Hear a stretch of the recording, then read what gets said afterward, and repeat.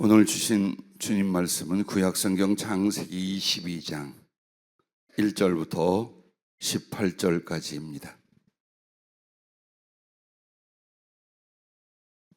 찾아 함께 봉독하도록 하겠습니다.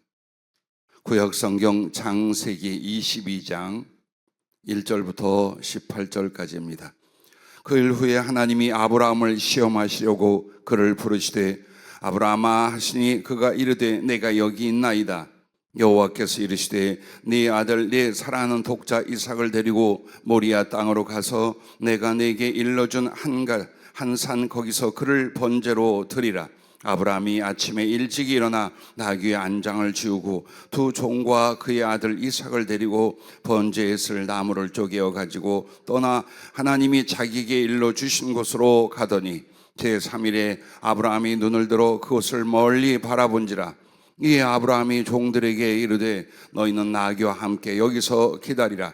내가 아이와 함께 저기 가서 예배하고 우리가 너희에게로 돌아오리라 하고 아브라함이 이에 번제 나무를 가져다가 그의 아들 이삭에게 지우고 자기는 불과 칼을 손에 들고 두 사람이 동행하더니 이삭이 그 아버지 아브라함에게 말하여 이르되 내 아버지여 하니 그가 이르되 내 아들아 내가 여기 있노라. 이삭이 이르되 불과 나무는 있거니와 번제할 어린 양은 어디 있나이까.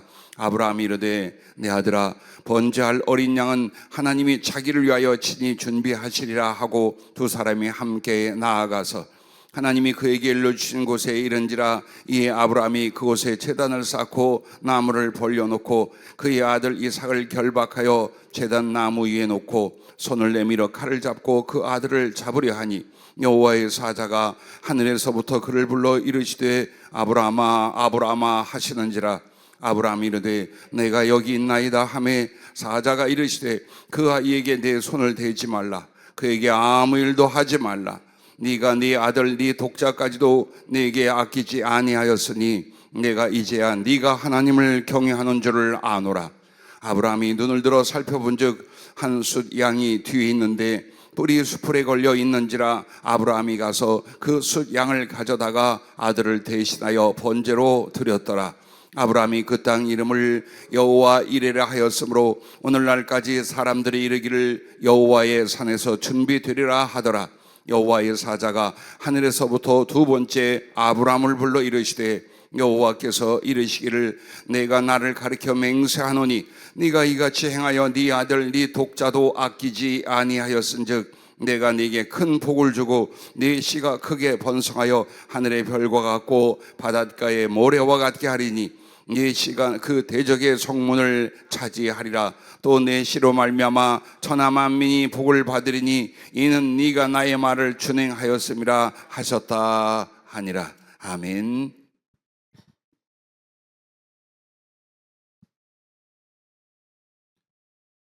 약속과 예언의 성취라는 말씀 제목으로 2024년 마지막 주일 말씀을 삼아 주셨습니다.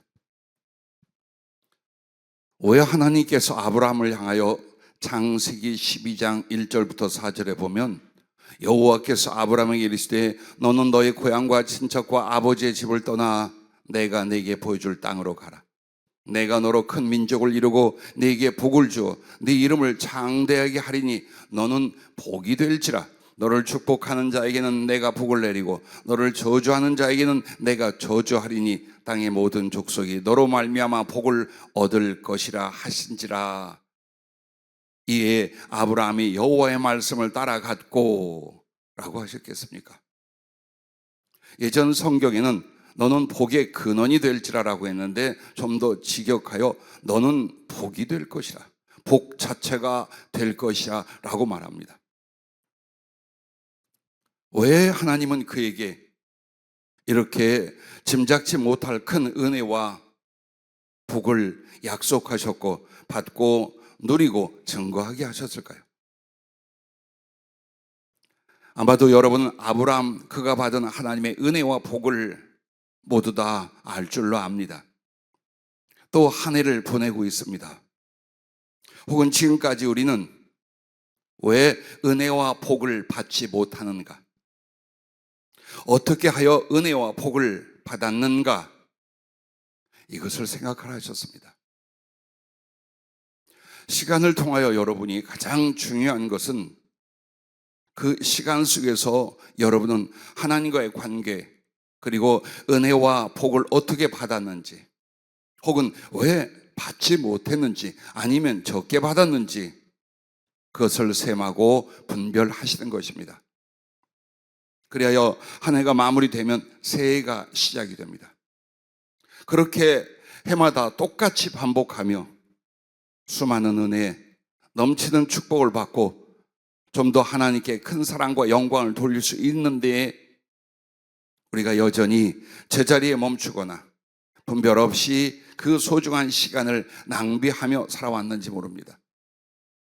아마도 2025년 앞에서 주님은 이 부분을 생각하라, 이 말씀을 듣고 깨달으라. 그리하여 여러분의 영혼과 삶에, 미래와 영혼에 하나님의 은혜와 복이 넘치시기를 원하는 줄로 믿습니다. 할렐루야. 한 해 동안 지켜주시고 사랑해 주님께 감사와 영광을 돌려드립니다.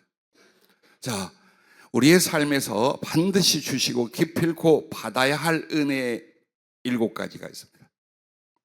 아브라함에게 그렇게 하신 것처럼 오늘 여러분과 나에게도 반드시 주님이 주시려고 합니다. 그러므로 여러분과 나는 기필코 받아야 합니다. 그 7가지가, 첫째는 말씀을 듣고 깨달아 적용하여 씨를 뿌리고 거두는 은혜라고 하셨습니다. 그렇습니다. 하나님의 부르심과 그의 구원과 은총은 어디에 있느냐? 말씀을 주시는 데 있습니다.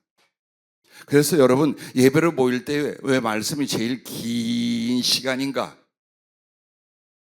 하나님의 관계와 은총과 복은 그 말씀을 통해 임하기 때문입니다. 그래서 여러분은 항상 말씀을 듣고 깨닫는 게 은혜요, 그것을 자기 자신 속의 삶 속에 적용하여 씨를 뿌리고, 그리고 그 말씀의 결실을 거두는 은혜를 여러분은 누리셔야 합니다. 그런데 만약 처음부터 말씀을 듣지도 아니하고 깨닫지도 못한다면 10년과 삶에 하나님 말씀의 축복이 적용될 리가, 거두어질 리가 절대로 없겠지요. 그러므로 아브라함이 처음 나오는 창세기 12장 1절부터 4절에도 복을 약속하신 하나님이 그를 부르십니다. 그 복은 자기 후손이 복을 받고 아주 큰 무리가 되어서 하나님의 영광의 나라, 영광의 족속이 될 것이다. 그는 무자했는데 이 약속을 주십니다. 그리고 아브라함은 말씀을 따라갔다라고 나옵니다. 그 하나님 말씀이 있었고 말씀을 깨달았고 그 말씀으로 말미암아 씨를 뿌려 거두는 아브라함의 일대기를 봅니다. 오늘 본문으로 읽은 창세기 22장 18절에도 여러분 뭘 말합니까? 네가 나의 말을 준행하였음이라 라고 말합니다. 여러분에게 가장 중요한 은총은 하나님의 말씀을 주시는 것입니다. 근데 그 말씀이 여러분의 심령과 삶에 이루어져서 결실하여 거두는 은혜가 있는가? 두 번째로는 주님 사랑이 마음에 부어져 주님을 사랑하게 된 은혜라는 것입니다. 하나님은 영이시요 말씀이시요 인격이십니다. 그 말은 우리들의 마음, 우리들의 인격성을 하나님 닮은 것으로 우리를 만드셨습니다. 우리는 사랑을 느낍니다. 사랑을 깨닫습니다. 그래서 나도 사랑의 감동이 일어나며 사랑을 합니다. 그것이 삶의 행복이고 존재의 이유가 됩니다. 그런데 말입니다, 여러분. 어느 정도 믿음의 지식으로는 하나님을 아나 하나님의 사랑, 예수님의 사랑이 마음에 부어지는 일이 없어. 왜 집사님은 교회를 그렇게 오래 다녔는데 그렇게 가슴이 뜨겁지 않습니까? 하나님을 향한 사랑과 경외함이 더 높고 간절해지지 않습니까? 라고 물어본다면 여러분은 뭐라고 대답하겠습니까? 분명히 주님은 성령과 말씀으로 우리 마음에 그 사랑을 부어주십니다. 아브라함이 정말 하나님의 은총과 사랑을 알고 그러므로 말미암아 자기도 하나님을 경외하고 사랑하는 장면을 12절에 이렇게 말합니다. 사자가 이르시되 그 아이에게 내 손을 대지 말라. 그에게 아무 일도 하지 말라. 네가 네 아들 네 독자까지 내게 아끼지 아니하였으니 내가 이제 네가 하나님을 경외하는 줄을 아노라. 이 말은 하나님을 공경하고 사랑하는 것을 하나님은 어때요? 여러분에게 부어주셨어요. 그리고 그 안에서 일어난 사랑의 반응과 사랑의 섬김을 모든 것으로 받으시는 거예요. 어떠셨어요? 한 해 동안 참 힘들고 어려운 경제, 때로는 질고와 사고, 때로는 갈등과 아픔, 미래의 불확실함, 염려도 많았던 해입니다.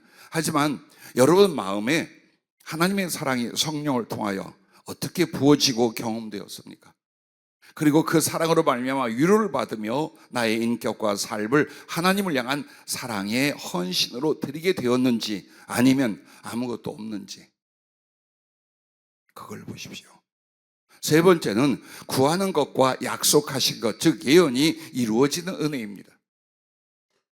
하나님은 여러분에게 구하라 그리하면 주실 것이라고 약속을 했습니다. 믿음으로 구하고 의심치 말라 그대로 이루어지라고 약속을 합니다. 그래서 우리는 하나님 말씀을 쫓아 이것도 기도하고 저것도 간구했습니다. 또 마음속에는 소망과 소원이 일어나게 됩니다. 그리고 때로는 우리 교회에 특별한 은총으로 약속하신 주님의 예언과 지시가 주어지기도 합니다. 다 이루셨습니까? 혹은 그 하나님의 말씀과 예언과 약속이 성취되는 걸 보고 있습니까? 아니면 그러지 않습니까? 자, 네 번째는 성령의 임재와 체험과 소성의 은혜입니다. 여러분은 예수님의 부르심과 믿음, 구원과 신앙생활 전체를 하나님의 성령을 쫓아 하고 있습니다. 그런데 그 성령은 알지도 느끼지도 경험되어지도 않는 것이 아닙니다. 하나님의 살아계신 바 직접적으로 그 하나님의 임재와 거룩한 사랑의 체험과 그리고 나의 영혼과 삶을 일으키시는 소성의 은혜를 깊고 충만하게 누리도록 하나님 은혜를 주고 계십니다. 그런데 그 하나님의 살아계심과 사랑하심을 성령을 통해서 느끼고 경험하고 탄복하고 찬송해야 되는데 그냥 넘어가고 있는 것 아닙니까? 아브라함이라는 사람은 처음부터 하나님의 임재를 경험하고 그 말씀을 받으며 하나님이 사람의 모양으로 그를 찾아오시기까지 합니다. 그래서 창세기 18장 1절에 보면 여호와께서 마므레 상수리 나무들이 있는 곳에서 아브라함에게 나타나시니라. 두 천사와 함께 사람의 모습. 자, 그것은 옛날 구약시대 이야기요 성경에 기록된 일이죠. 예, 성경은 어제나 오늘이나 영원토록 동일하신 줄로 믿습니다. 그러므로 여러분은 성경에 있는 그 은혜, 살아계신 하나님과 그 거룩한 능력과 사랑을 친히 체험하며 영육이 소성되는 은혜가 계속 깊게 일어나셔야 됩니다. 다섯 번째는 애통함의 회개와 자원하는 순종의 은혜가 어떠하셨습니까? 성령과 저는 여러분에게 은혜 중의 은혜를 애통하는 회개로 봅니다. 왜? 회개라고 하는 것도 자의적으로 억지로 되지 않아요. 마음에 물밀듯 하나님의 은총과 거룩하심과 그 사랑을 경험해야만 진실한 애통함과 자복과 회개가 일어납니다. 그래서 그 회개와 함께 무엇이 여러분에게 일어난 줄 압니까? 기쁨으로 자원하는 순종이 일어나게 됩니다. 계속 같은 설교가 반복이 됩니다. 사랑해라, 사랑해라, 기도해라, 기도해라.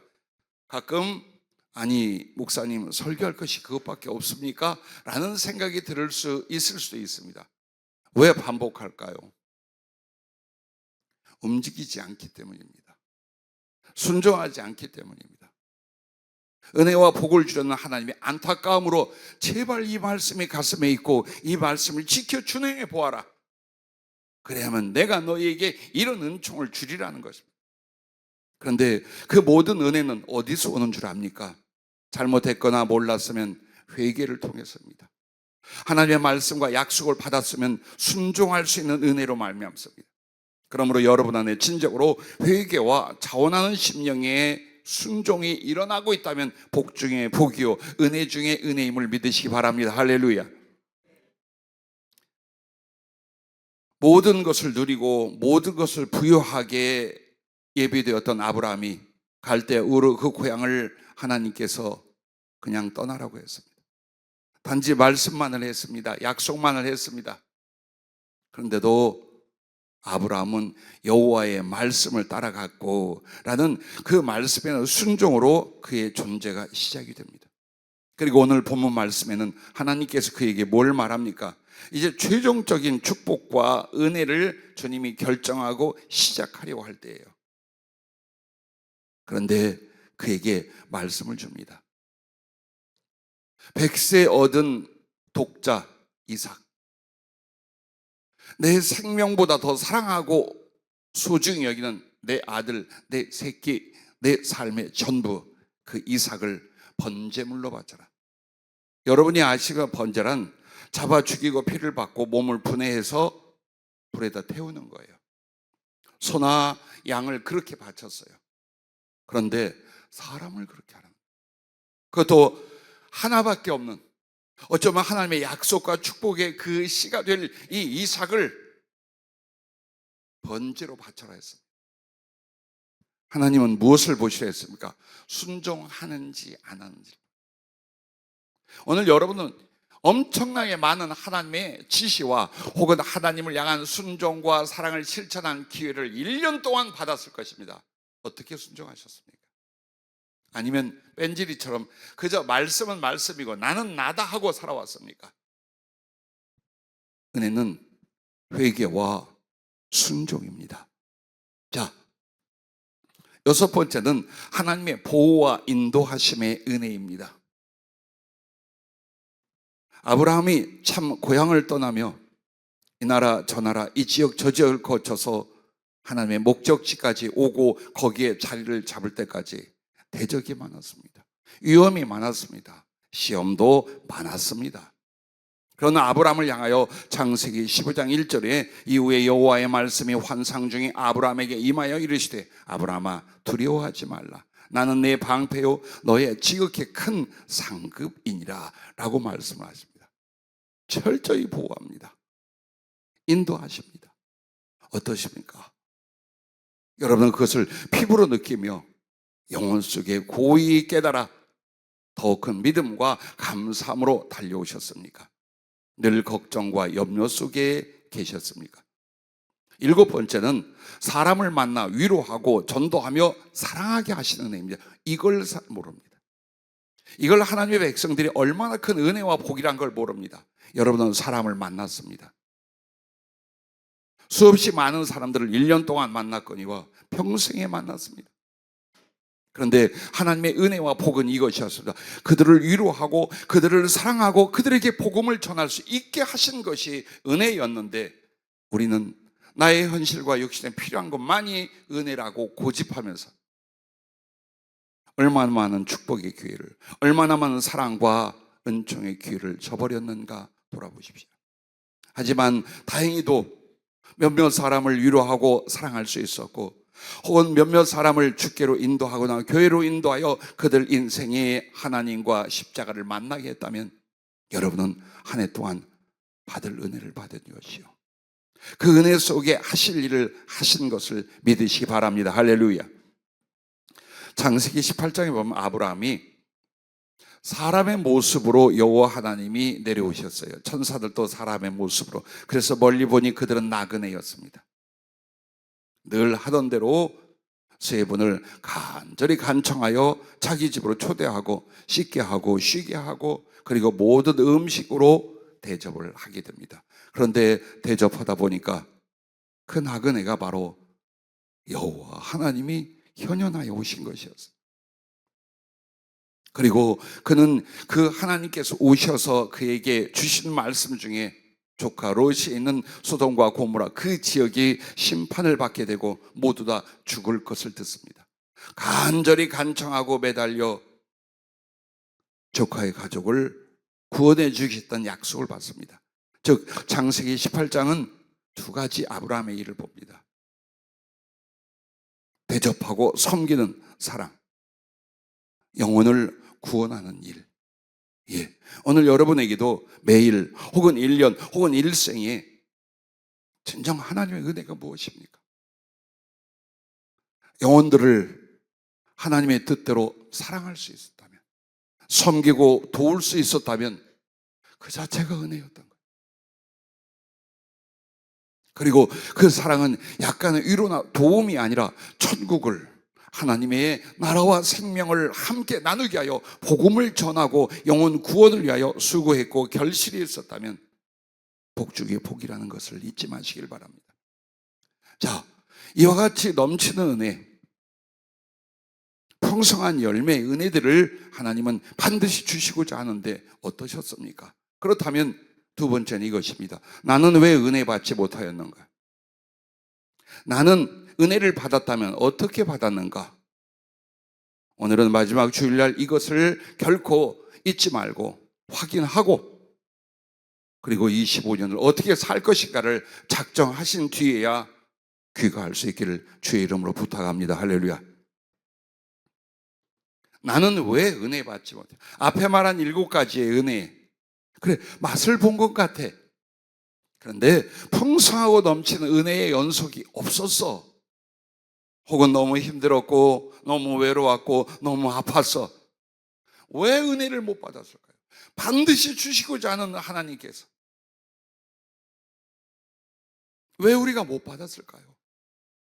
또 어느 부분에서 은혜와 복을 받은 걸 이 말씀을 들으면서 이 부분에서 이렇게 은혜를 얻었구나라고 한다면 왜 여러분은 은혜를 얻었을까요? 어느 날 교회와 사역, 그리고 우리 동지들과 성도들을 위하여 중보 기도를 하고 나면 저는 주님과 개인 교제의 기도로 들어갑니다. 그럼 반드시 주님이 자기의 형상과 자기의 인격성과 말씀으로 나타나 주십니다. 그때 어린아이처럼 혹은 연인처럼 주님하고 저하고 하는 제스처가 있습니다. 손을 양쪽으로 앞으로 내밀어 손뼉을 부딪히고 그 손을 꼭 잡고 십자가처럼 벌리고 위로 올렸다 아래로 내렸다, 그리고 둘이 꼭 끌어안는, 이게 수년 동안 반복되는 주님과 나의 만남의 그 장면들이에요. 그러던 어느 날 주님께서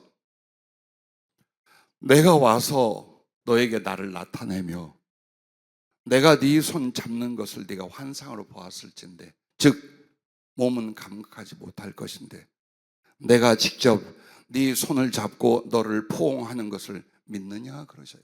예, 믿다마다요. 항상 감격하고 감사하고 있습니다. 그랬더니 그러면 손바닥을 마주하여 네가 내 손에 있는 것을 움켜 잡아라 그러죠. 그래서 혼자 허공에서 잡아서 손을 펴봐라. 딱 펴는데 그 위에 굵은 글자가 둘 딱 손바닥 위에서 사랑이라고. 내가 너에게 주는 모든 것이 사랑이라는 것입니다. 그러더니 또 한 번 손을 쥐었다 펼 때마다 거기에 곧 주어질 일들, 일어날 일들, 약속들이 글자로 하나씩 주어졌습니다. 예, 물론 이것은 환상입니다. 그리고 내 손에 잡은 것은 그분의 말씀의 글씨였습니다. 그러나 나는 믿습니다.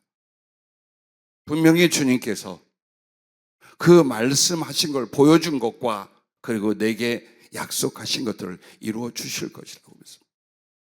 오늘 여러분과 나에게 주님은 그 모든 나타남과 말씀으로 은혜를 약속했고 복을 약속하셨습니다.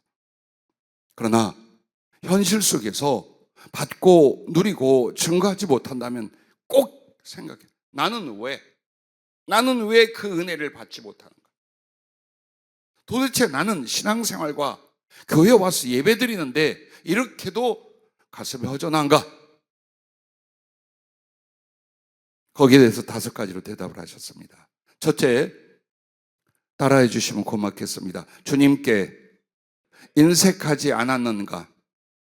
풍성하였는가? 예, 그렇습니다.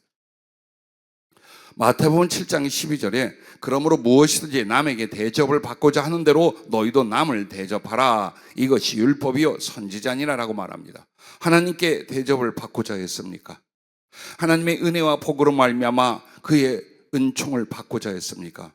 그럼 여러분은 하나님을 어떻게 대접했습니까?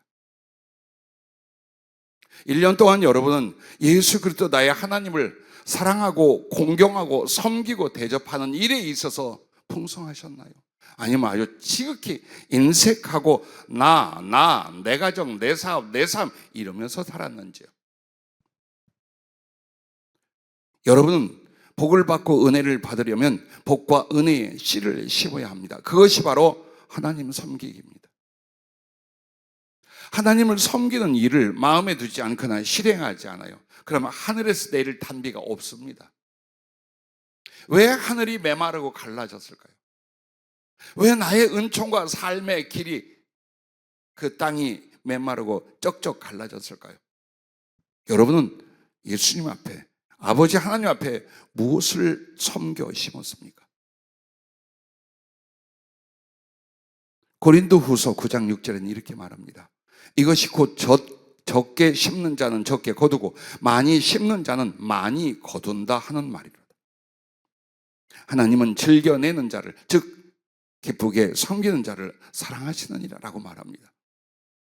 왜 하나님이 여러분의 사랑과 섬김을 기뻐하고 사모하고 계신다는 걸 생각 안 합니까? 그분은 부족한 게 없어. 예수님이 신이신데 아쉬울 게 뭐 있는가? 그 전능자, 그 창조주 하나님이 여러분을만을 사랑의 대상으로 삼았어요. 그리고 모든 창조며 구원이며 당신의 계획을 여러분만을 위하여 쏟아 붓고 계셔요. 여러분의 사랑이 아니면, 여러분의 섬김이 아니면 우리 주님은 어떻게 됩니까? 항상 줄이고 목마르고 나그네되고 헐벗고 병들고 갇혀 지내시게 됩니다. 그래서 여러분이 사랑하고 섬기는 일에 대해 주님 뭐라고 말합니까? 내가 배고플 때에 네가 먹을 것을 주었고, 내가 목마를 때에 네가 마실 것을 주었으며, 내가 나그네 되었을 때에 네가 영접하였고, 내가 헐벗었을 때에 네가 입혀주었으며, 내가 병들었을 때에 네가 돌봐 주었고, 내가 옥에 갇혔을 때에 네가 찾아봐 주었는.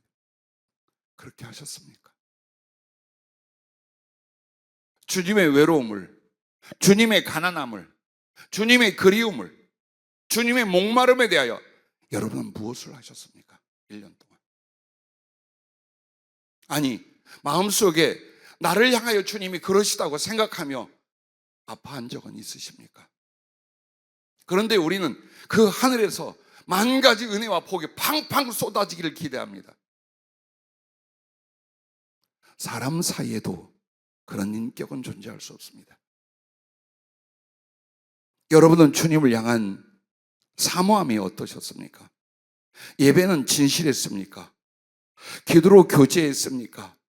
감사로 말미암아 주를 섬기고 주의 선한 일을 위하여 여러분은 나누고 베풀 줄 알았습니까? 여러분의 사랑과 믿음과 충성은 주 안에서 아름답게 장성했습니까? 그래서 주님을 얼마나 경외하고 사랑해 드렸는가에 대하여 여러분 양심 속에 결실이 있으십니까? 그렇다면 그 뿌린 씨로 말미암아 주님은 내게 100배의 은혜와 복으로 거두게 하신다는 것을 잊지 마십시오. 그래서 여러분에게 가끔 간곡히 권하는 게, 이 봉사가, 이 예배가, 이 위로가, 이 헌금이, 이 사랑을 대접하는 모든 일들이, 혹은 내가 기도하는 그것들이 주님을 위한 것이라면 인색하지 말라는 거예요. 아까워하지 말라는 거예요. 내 하나님, 내 구주께는 그 정도를 가지고 염려하고 아쉬워한다면 우리는 믿음이 없는 사람입니다. 그래도 여러분에게 모든 거 다 정리하고 수천 킬로미터 아주 험악한 위험을 뚫고 그리로 그냥 이사 가라고 하지 않았잖아요. 완전히 흉년으로 굶어 죽게 생겼는데도 너는 반드시 그 자리로 돌아오라고 안 하셨잖아요. 여러분은 없던 자식을 얻었는데 그 새끼 불에 태워 바치라고는 안 했잖아요. 아브라함이 그렇게 했습니다. 왜? 그의 중심을 보시고 그의 미래를 아신 주님은 그 중심에 있는 주님을 향한 사랑과 경외함이 드러나게 하셨습니다. 예, 여러분과 나에게도 1년 동안 그렇게 하신 거예요. 정말 사랑, 정말 주님을 향한 경외함이 있다면 그게 드러날 수 있게끔 자꾸 말씀과 기회를 줬어요. 그런데 어때요? 바쁘다, 힘들다, 나도 어렵다, 이렇게 하고 지나갔어요. 아니, 그게 한 해가 아니라 어쩌면 예수님을 알게 된 때부터 지금까지 그러고 사는지 몰라요. 그렇다면 뿌린 것이 없는데 어디서 거두겠습니까? 내 주 예수 그리스도를 향한 사랑과 섬김, 그를 공경함에 있어서 여러분은 열심히시길 바랍니다. 새해는 정말 마땅하지만, 당연하지만, 그러나 내게 돌아올 100배의 은혜와 복으로서 주님을 공경하고 사랑하는 일에 씨를 부지런히 뿌릴 수 있기를 주의 이름으로 축복합니다. 할렐루야. 두 번째는 따라해 주시기 바랍니다. 인도자를 근심시키지 않았는가? 즐거움으로 하게 하였는가? 예. 여러분, 주의 종은, 여러분의 영혼을 맡아 인도하는 자는 복의 통로입니다. 그가 누구?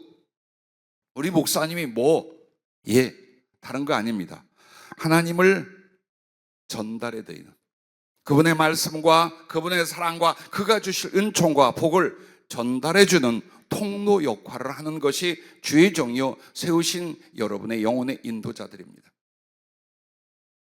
그래서 히브리서 13장 17절에 너희를 인도하는 자들에게 순종하고 복종하라. 그들은 너희 영혼을 위하여 경성하기를 자신들이 청산할 자인 것 같이 하느니라. 그들로 하여금 즐거움으로 이것을 하게 하고 근심으로 하게 하지 말라. 그렇지 않으면 너희에게 유익이 없느니라.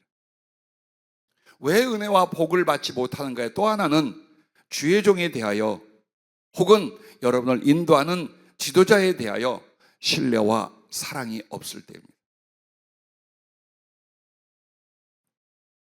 베드로전서 5장 5절 6절에는 젊은 자들아 이와 같이 장로들에게, 즉 주의 종들을 말합니다, 순종하고 다 서로 겸손으로 허리를 동이라.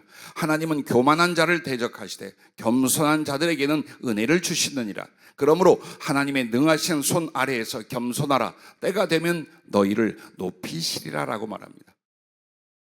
자, 주의 종은 하나님께 간구하고 은혜와 말씀과 성령과 모든 사랑을 받습니다. 그러나 그것을 자기의 것으로 삼도록 받은 것이 아니라 받은 바 은총의 그 사랑을 사랑으로 자기 성도들과 믿음의 동지들에게 전하고 나누어 줍니다. 그러면 그것을 받는 성도들은 어떻습니까? 바로 믿음과 겸손으로 받는 것입니다. 그래서 하나님은 모든 것에 임재하고 역사하고 구원과 생명과 은총을 맺을 때 제일 중요한 통로가 뭐냐? 신뢰와 사랑입니다. 어느 누구에게도 아무리 주님의 종이나 여러분의 영적 지도자가 성령으로 충만하고 능력과 축복과 약속과 모든 걸 받는다 할지라도 여러분이 그에 대해 신뢰가 없어요. 사랑이 없어요. 그러면 그를 통해 올 것은 아무것도 없습니다. 아무것도 없습니다.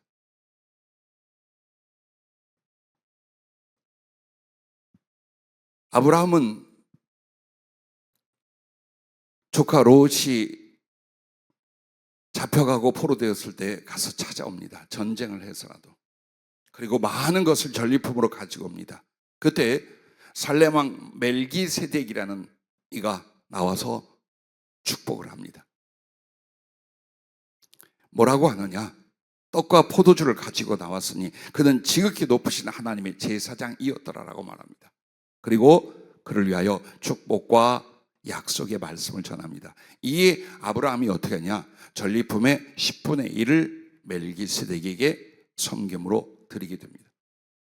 이 사건 속에서 아브라함 역시 하나님과 직통하는 자요, 하나님의 현현을 몸소 경험하는 자요. 그럼에도 하나님이 세웠다던 이유로 살렘왕 멜기세덱에 대하여 축복을 받고 그 말씀에 아멘으로 지도를 받고 그를 섬깁니다.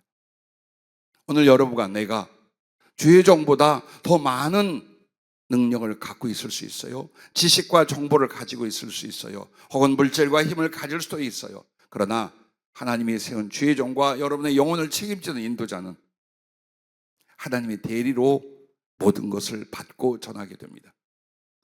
부족할 수 있어요. 오해될 수도 있어요. 그러나 사람을 보는 게 아닙니다. 그를 통해 하고 계신 하나님의 말씀과 그분의 은혜와 역사를 여러분은 겸손히 받으시면 됩니다. 그래서 마귀가 어떻게 역사한 줄 알아요? 제가 사역하는 우리 교회 사역 중에도 많이 오랜 세월 경험했어요. 은혜를 받습니다. 치유를 받습니다. 성령과 기적 같은 복을 받다가 어느 날 심령이 무너지고 더 이상 그에게 은혜가 임하지 않는 이들이 있습니다.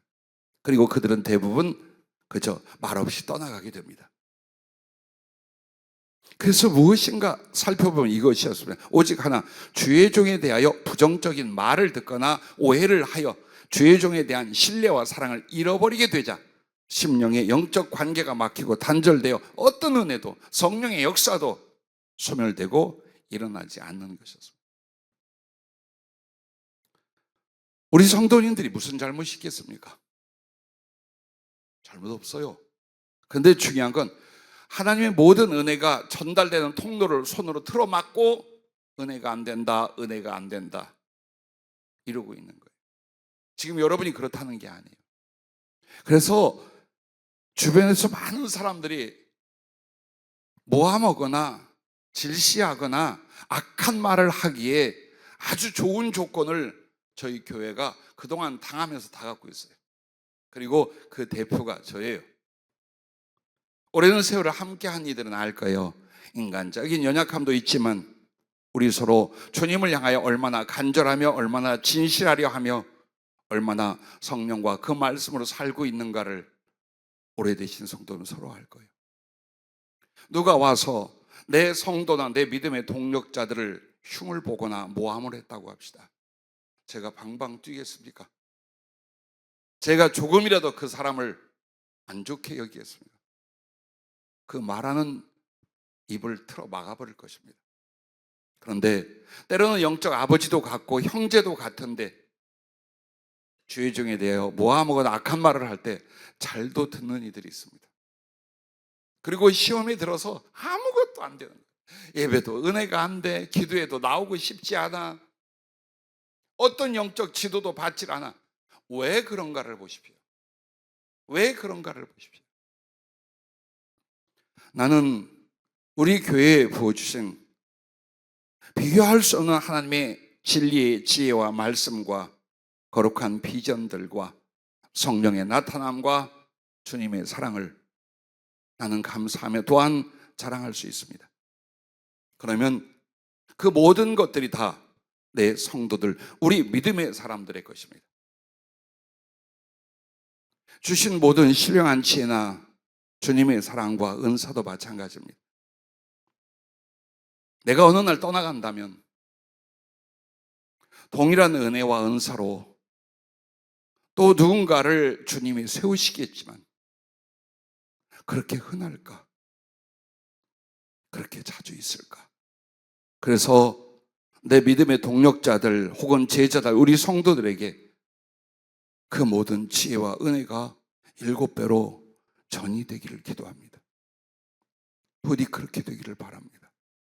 다만 성령의 역사와 여러 가지 은혜를 경험하다가 진행이 되지 않는 이들은 다른 거 아닙니다. 여러분의 영혼을 맡은 인도자에 대한 신뢰와 사랑을 여전히 갖고 계십니까? 아니면 서운하고 못마땅하고 안 좋은 말을 들은 것들이 심령을 요동치게 만듭니까? 바로 이 부분을 성령께서 말씀하셨습니다. 처음 교회를 세우고 성령의 강력한 역사가 일어날 때에 가슴 아픈 것을 하나 성령으로 말씀을 주셨습니다. 죽었다가 살아나고 성령의 충만을 입었던 한 자매님이 제게 와서 목사님 기도하는데요. 목사님에 관한 걸 보여주셨어요. 어떤?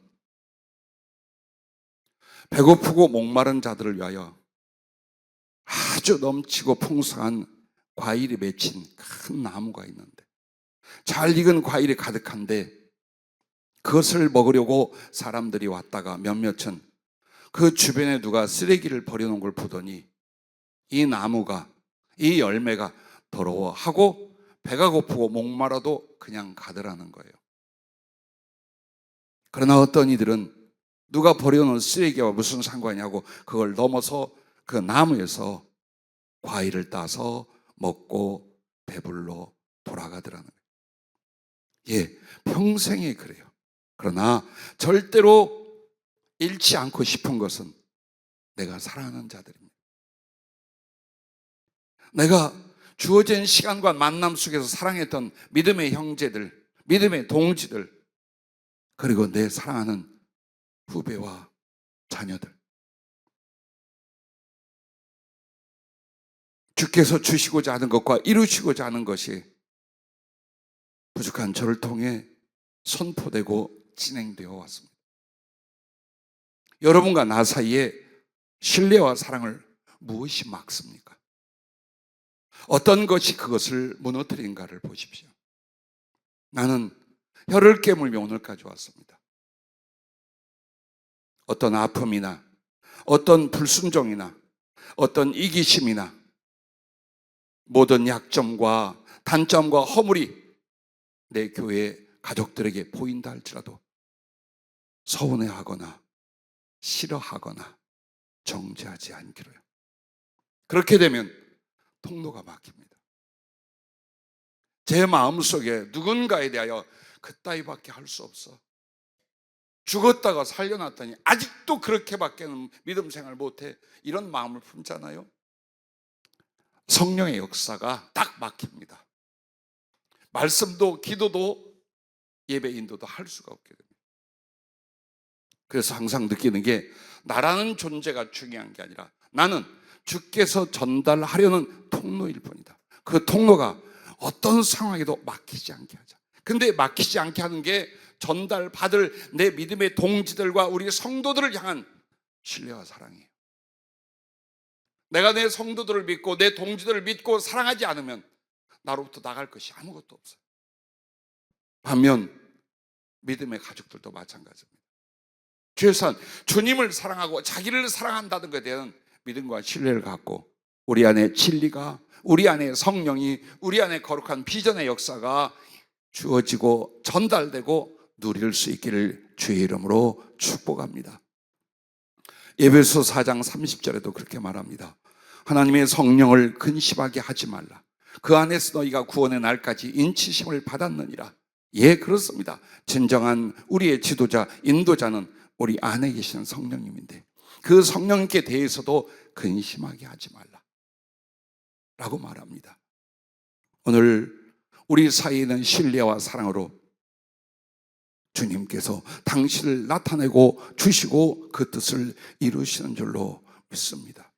부디 세월이 우리를 갈라놓을 때까지 누가 먼저 주의 부르심을 얻고 이 땅에서 한 줌의 흙으로 돌아가고 그 영혼이 충성 가운데 주님 앞에 갈 때까지 여러분은 나를 알고 나는 여러분을 알고 또 여러분이 누군가 영적 지도자를 만날 때 그들 속에 있는 주님을 향한 사랑과 진실을 믿으시기 바랍니다. 그렇게 하여 주께서 주시고자 하는 그 거룩한 하늘의 단비가 여러분의 영적 지도자를 통해 마음껏 부어질 수 있도록 그렇게 은혜를 누리시며 아름다운 믿음과 사랑의 성숙이 이루어져 갈 수 있기를 바랍니다. 세 번째는 가족 이웃과는 화목하였는가입니다. 그러므로 이 예물을 제단에 드리려다가 거기서 내 형제에게 원망 들을 만한 일이 있는 것이 생각나거든 예물을 제단 앞에 두고 먼저 가서 형제와 화목하고 그 후에 와서 예물을 드리라고 말합니다. 왜 이렇게 말씀했을까요?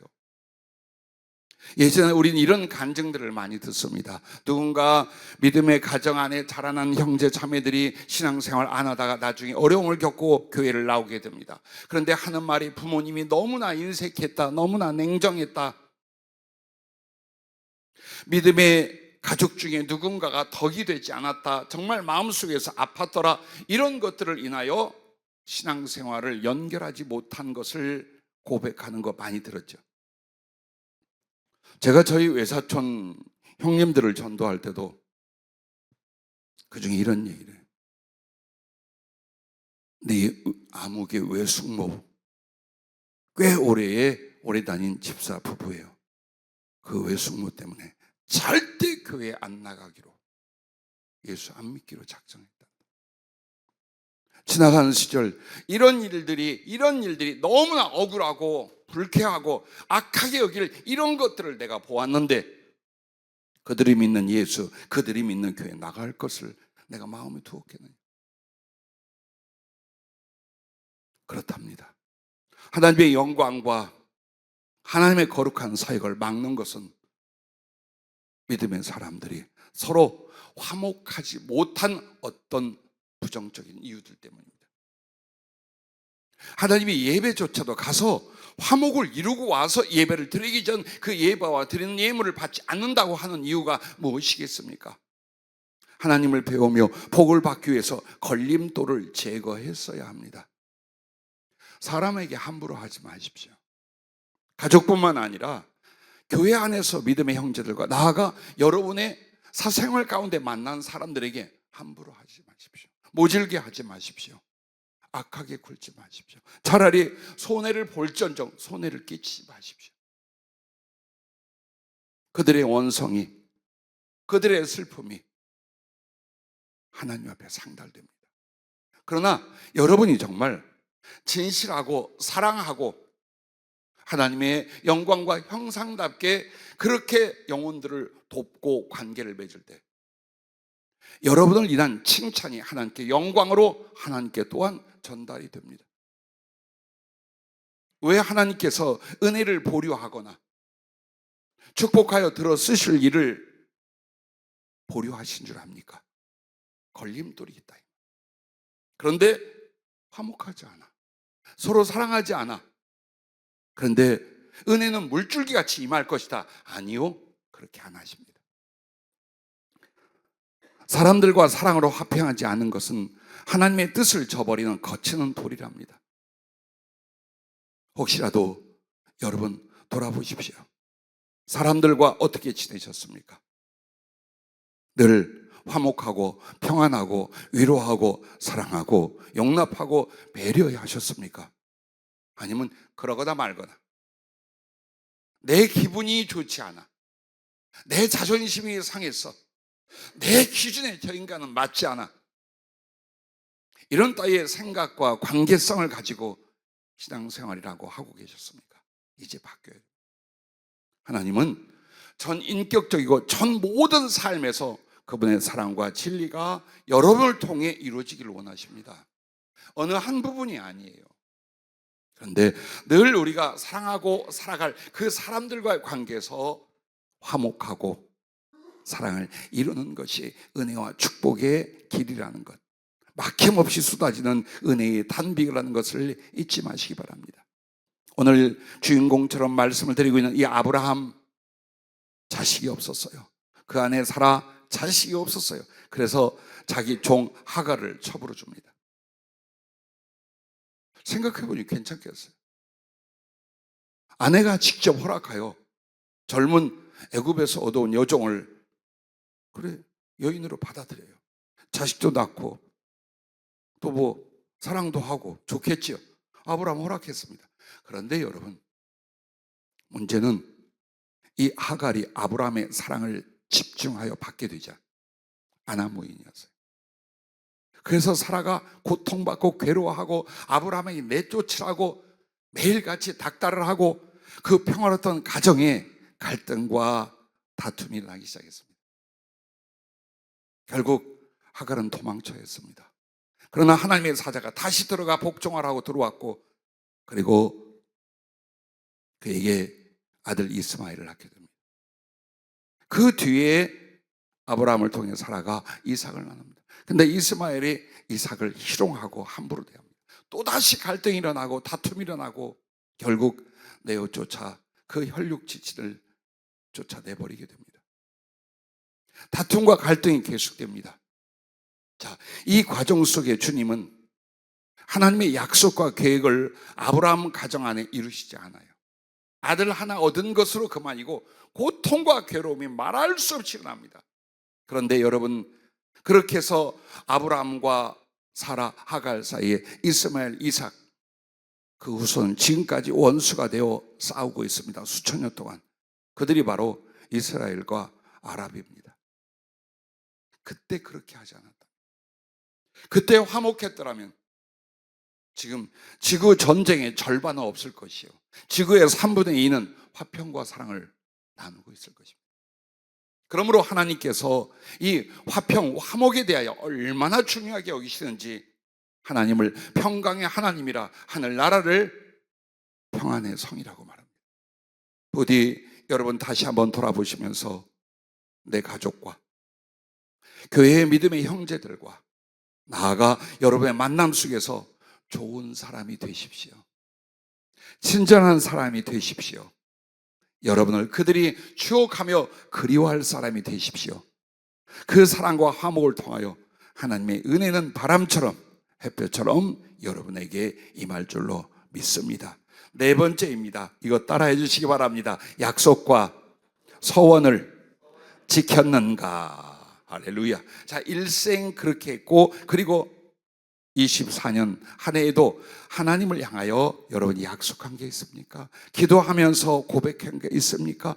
혹은 주의 이름으로 맹세하며 서원을 한 것이 있습니까? 그걸 지켜야 합니다.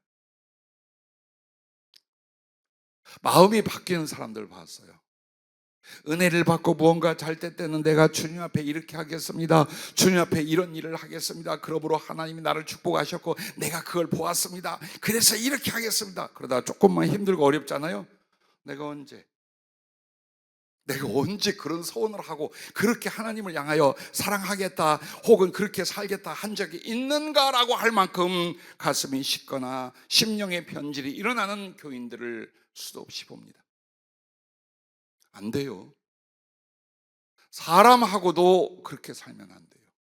그런데 하물며 전능자 창조주 하나님, 나를 구원하시고 나의 모든 걸 결정하실 그 진실하신 하나님 앞에 나는 허위와 위선이 돼요? 절대 그럴 수 없습니다. 그래서 여러분과 나는 은혜와 복을 받기 위해서 하나님께 가장 중요한 게 뭡니까? 정직해야 합니다. 혹 우리가 사람 사이에도 정직과 진실이 참 소중합니다만 부끄러워서 거짓말하거나 너무나 부끄럽고 어려워서 혹은 속일 때도 있을 수도 있어요, 인간끼리는. 그러나 여러분이 하나님과 그 말씀 성령 앞에는요, 죽인다 할지라도 거짓말하지 마십시오. 절대로 위선이나 혹은 약속을 저버리는 것을 용납하지 마십시오. 그걸로 영적 생명이 끝납니다. 절대 그렇게 하면 안 됩니다. 그래서 여러분이 하나님 앞에 기도할 때와 하나님께 약속하고 서원할 때는 신중하게, 단 그때는 뭘? 목숨조차 걸고 하는 거예요. 변질되지 않게 하여. 전도서 5장 4절부터 이런 말을 합니다. 네가 하나님께 서원하였거든 갚기를 더디게 하지 말라. 하나님은 우매한 자들을 기뻐하지 아니하시다니 서원한 것을 갚으라. 서원하고 갚지 아니한 것보다 서원하지 아니한 것이 더 나으니라고 말합니다. 시편 15편 4절 하반절에는 그의 마음에 서운한 것은 해로울지라도 변하지 아니하며 이것이 바로 하나님께 정직함이라고 말합니다. 예, 그렇습니다. 하나님께 기도하였거나 말씀을 들었기에 순종해야 할 것들에 대하여 여러분은 주님께 순종했습니까?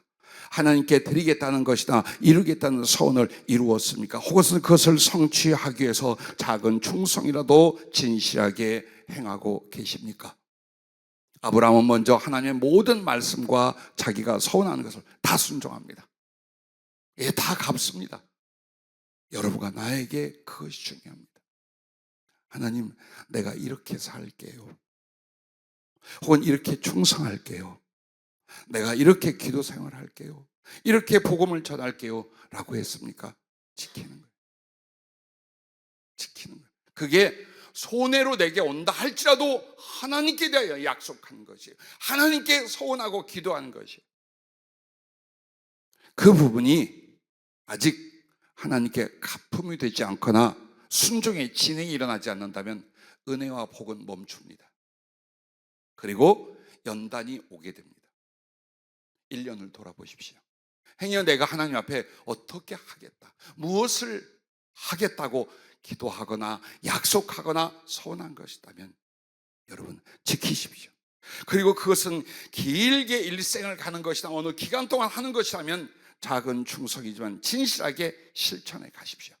그때에 하나님께서 여러분의 중심의 정직함과 진실을 보시고 주실 은혜와 복을 한없이 부어 주실 것을 또한 믿으시기를 바랍니다. 마지막 5번째는 하나님의 약속과 예언의 성취를 위하여 무엇을 어떻게 하였는가입니다. 특별히 저희 교회 전통은 연말 12월 31일에 신년 예배를 드립니다. 그 전에 식사를 하고 잠시 교제를 일찍 와서 하고, 그리고 보통 2-3시간, 많을 때 4시간 정도로 축복 예언 기도를 한 분씩 전부 다 받아왔습니다. 그때에 주님의 마음을 전해주기도 하고 일어날 일과 조심해야 될 것과 해야 할 일에 대해서 개인적으로 성령의 지시와 예언이 있습니다. 그런데 중요한 건 제가 여러분에게 며칠 동안 이런 고백을 했어요. 기도할 때. 안 하고 싶다. 올해부터는 안 하고 싶다. 힘들어서가 아니에요. 나는 그저 내 영과 몸을 성령께 제공하면 돼요. 그 기능과 은사로 당신이 우리 성도들과 믿음의 동지들에 대하여 지적하고 책망하고 축복하고 약속하고 말씀할 거예요. 근데 왜 안 하고 싶은가? 여러분 정말 주님의 말씀을 듣고 싶습니까? 그분의 약속의 예언을 받고 싶습니까? 그렇다면 왜요? 왜 그거 받으려고요? 이유는 딱 하나예요. 사랑하여 순종하기 위해서요. 어떤 사람들은 입맛으로 말씀을 들으려고요. 뭐라고 하나 들어보자. 좋은 말씀이나 어떤 예언이 있나 들어보자. 절대로 그 사람들은 받지 마세요. 하나님을 그렇게 대하는 게 아니에요. 설교도 중요하겠지만 성령으로 직접 말씀을 줄 때 여러분과 나는 하나님을 직접 대면하거나 그 진리 앞에 직접 나가는 거예요. 그때 어떤 경건함과 어떤 두려움과 어떤 상가함과 어떤 간절함과 어떤 절대적인 순종으로 말미암아 나가야지, 그렇지 않는다면 여러분은 잘못하면 위험해요. 어떻게 위험하냐? 강팍해져요. 성령을 판단하고 말씀을 판단하는 사람이 돼버려요. 지키지는 않고. 그래서 여러분들에게 일어나는 일들, 하나님의 계획이나 은총을 얼마든지 전해줄 수 있지만 행여 뭐라고 하나 보자,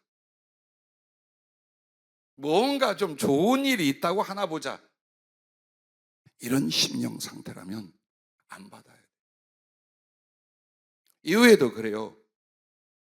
여러 나라에서 또 각 지역에서 많은 이들이 왔었어요. 하나님의 뜻이 무엇이고 성령으로 말미암은 우리의 일과 앞날을 말씀받게 많이 왔었습니다. 앞으로 자제하려고요. 한 번은 7-8명이 집사님, 권사님, 장로님, 전사님들이 여행을 하고 있었어요. 전국을. 무슨 여행이었느냐? 예언이나 기도를 받는 투어를 하고 있었어요. 어떤 신령한 목사님, 은사 있다는 기도원 등등을 쭉 다니면서 몇 주 동안 투어를 하고 있는 거예요. 너무나 기가 막혔어요. 왜 그래야 되는데요? 중심과 하나님을 향한 그 행위는 바꾸지 않고 내게 축복과 은총의 약속은 계속 주어지기를 바라는 거예요. 그건 신앙이 아니에요. 미신이에요. 그건 우상숭배예요. 그건 하나님 앞에 자기의 욕망으로 하나님을 이용하려는 악한 자세예요. 그럼 우리는 어떻게 해야 될까요? 여러분과 내가 우리 교회에 혹은 주의 종을 통하여 하나님이 성령의 말씀을 하신다, 혹은 예언이나 그분의 약속과 비전을 말씀해 주신다 라고 할 때에 이것입니다. 그 약속과 예언을 주신 성령과 말씀을 지켜 따라가야 되는 거예요. 이 부분이 있어야 되는 거예요. 아무것도 하지 않고 그것이 이루어졌나 안 이루어졌나 보자는 것, 하나님을 시험하는 거예요. 그래서 예언 성취를 위하여 주님의 지시와 조건을 성실하게 순종하고 나아가 힘을 다해 충성하였는가, 이 부분이 중요해요. 그렇다면 그런 영혼들을 위해서 얼마든지 주님은 성령으로 말씀하시고 지혜 주시고 예언하고 약속하고 다 하나님의 뜻을 전하십니다. 그리고 그것은 우리에게 축복이며 당연히 받아야 합니다. 그래서 예언의 말씀은요, 순종해서 성취를 보거나 보호를 입거나 하는 것입니다. 반드시 예언에는 어느 날 무엇이 이루어진다, 안 이루어진다가 예언이 아닙니다. 여러분과 내가 모를 하나님의 계획과 뜻을 일러줍니다. 거기에 대해 우리의 변화, 회개, 믿음, 순종, 충성 등등을 주님이 제안합니다. 그리고 그 결과로 말미암아 이루어질 일들과 약속을 예언으로 주십니다. 단 그 사람에게 그 계획이 절대 없을 때는 예언이 나오지 않습니다. 절대로 그게 예언으로 나오지 않습니다. 충분한 주님의 계획과 그의 가능성 안에 주님은 내가 나중에 너에게, 너희 가정 안에, 너의 사역 안에 이런 일들을 이와 같이 이루리라고 말씀합니다.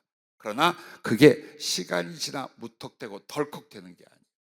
그러기 위하여 나를 만들어 가시는 과정에 그릇이 있습니다. 무엇을 만들어야 될지. 쉽게 말하자면 물질로 주님이 이렇게 쓰시겠다 약속을 주셨어요. 어떤 비전과 예언으로. 그러면 여러분에게 무엇을 요구할까요? 믿음과 사랑을 요구하지 않을까요? 진실을 위하여 끊임없이 그것을 놓고 기도하며 자기를 성장시키기를 원하지 않을까요? 그게 없다면 그 예언은 취소가 됩니다. 그 말씀은 취소가 됩니다. 즉 내게 성취되지 않는다는 걸 여러분과 나는 알아야 됩니다. 그래서 아브라함을 보십시오. 오늘 창세기 22장 이 내용은요, 예언의 성취를 더욱 확실하게 하고 진행시키기 위하여 뭘 하십니까? 그가 하나님에 대한 순종, 이 부분을 다시 한번 하기도 합니다. 그래서 어떻게 보면 최대의 것, 최고 힘들고 어려운 것을 하나님이 아브라함에게 지시를 합니다. 아들 바쳐라. 네 독자 번제로 바쳐라. 왜 그것을 시험하셨을까요? 장차 아브라함과 그의 후손들 인류를 위하여 하나님은 자기 아들을 십자가에 내어줄 거였거든요. 하나님의 진노를, 저주를 받을 우리를 용서하시기 위하여 아들이 그걸 당해야 했거든요. 지옥불에 던져질 우리의 결과와 운명을 위하여 그리스도 예수, 사랑하는 독생자를 그렇게 하셔야 했거든요. 그걸 믿음의 조상이라는 아브라함에게 하나의 실예로 말씀한 거예요. 한번 해봐라. 하나님은 하셨어요. 예수님은 하셨어요. 너희도 할 수 있겠느냐? 단 손대지 말며 해치지 말라 했어요. 뭘 보여준 거야? 마음을 본 거예요. 그 이삭을 잡아 죽이는 걸 원하신 게 아니에요. 그러기까지 하나님께 경외하여 순종할 수 있는가를 하나님 확인하고 그 모든 약속과 축복의 예언을 아브라함과 그 후손에게 이루어 주신 거예요. 여러분에게 미래를 알지 못한다는 것 참 답답하고 힘든 일이에요. 그러나 여러분의 미래, 가까이에 멀리 있는 것 성경으로 다 가르쳐 주시고 또 성령님의 지혜와 예언으로 이미 가르쳐 주고 계시잖아요. 근데 왜 그것을 익은 열매 따먹지 못합니까? 단 하나입니다. 그 거룩한 약속이 주님의 비전이 주어졌을 때에 작은 충성과 사랑 혹은 순종의 일들을 하나하나 말씀했을 거예요. 그걸 지키는 거예요. 그걸 따라가는 거예요.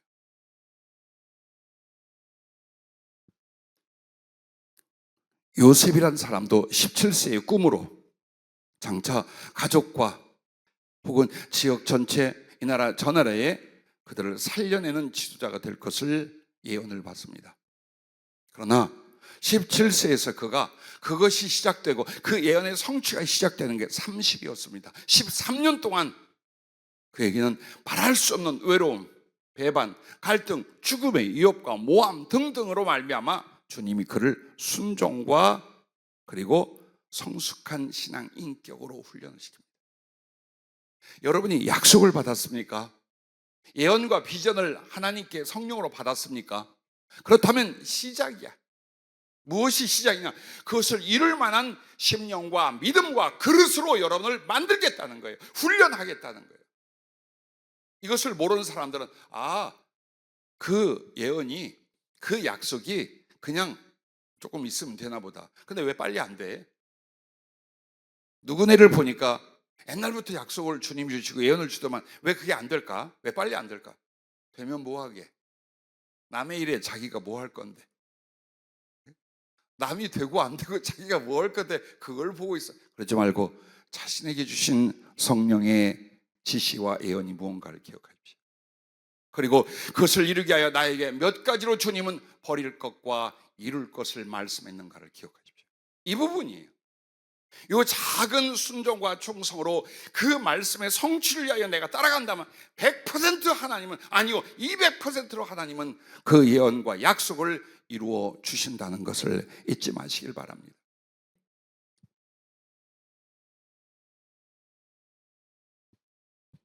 어떤 분들이, 사업을 하는 분들이 근래에 전도를 받아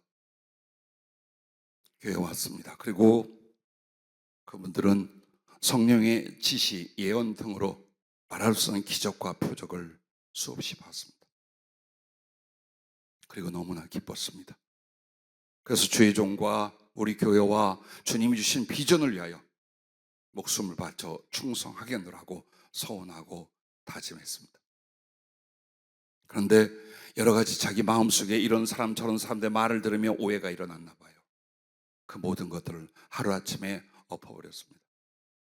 그리고 진행되어 가던 모든 예언과 주님의 계획과 약속들이 실천되다가 그날로 끝났습니다. 저를 보자고 했습니다. 못 만났습니다. 전화도 못했습니다. 서운해서가 아니에요. 해줄 말이 없어요. 그런 이들에게는 더 이상 성령께서 축복과 비전의 말씀을 안 하십니다. 그런데 내가 인간적인 위로나 인간적인 약속을 위하여 그들을 긍휼하게 만날 수 있습니다. 지금도 축복하고 있어요. 지금도 잘 되라고, 지금도 그 말씀도 이루어지라고 그들을 위해 기도하고 있어요. 그러나 성령으로 내게 말씀 듣기를 원하는 것에 대해서는 할 말이 없어요. 그래서 그냥 만나지 않습니다. 나는 이와 같은 일들이 여기 남은 우리 믿음의 동지들, 사랑하는 우리 성도님들, 그리고 장차 하나님의 약속과 은혜로 부르심을 받은 우리 믿음의 성도님들이 주님 앞에 끝까지 말씀 잡고 작은 것이지만 순종과 충성이를 가십시오. 그리고 함께 누릴 그 하나님의 말씀의 성취와 들어 쓰실 하나님의 능력과 사랑을 보게 될 줄로 믿습니다. 해마다 연말이 되면 우리 이 목사님 대표기도 하신 것처럼 후회하거나 낙심하는 일이 있어요. 그 이유가 무엇입니까? 나의 신앙과 삶에서 무엇이 문제인지, 하나님 앞에 어떤 것을 바르게 하고 있는지, 그것을 여러분은 말씀과 성령으로 세심하게 자기를 살피십시오. 그래서 은혜와 복의 그릇으로 자기를 만들어 갈 수 있기를 바랍니다. 이렇게 해서 오늘 말한 은혜와 복을 받는다는 그것은요, 결국에는 온전한 구원과 하나님께서 값지게 들어 쓰심과 그의 지극한 사랑과 영광을 영원히 받는 상급이 되기 때문입니다. 기도하겠습니다.